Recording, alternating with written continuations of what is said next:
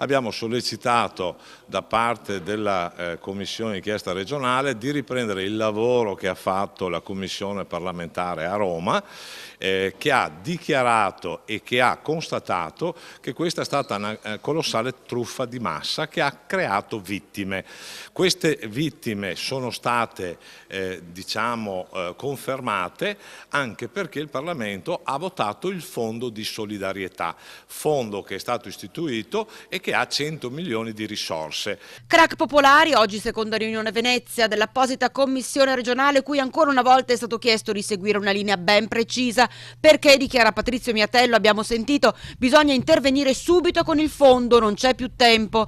Ma oggi la preoccupazione maggiore è legata ai rallentamenti dovuti alla mancanza del nuovo governo, cui arrivano precise richieste. Noi chiediamo maggior chiarezza, un aiuto per tutti i truffati da questa situazione, in particolar modo anche che speriamo che la magistratura faccia il suo lavoro correttamente fino in fondo al fine di individuare i veri responsabili e poterli punire. La sostanza è comunque che la gente tenderebbe a riportare a casa almeno una parte del maltolto. Già la magistratura e la giurisprudenza devono fare il loro corso. In realtà un primo passo importante è stato fatto in una causa civile di richiesta risarcimento da parte di un ex cliente di Veneto Banca, oggi Banca Intesa.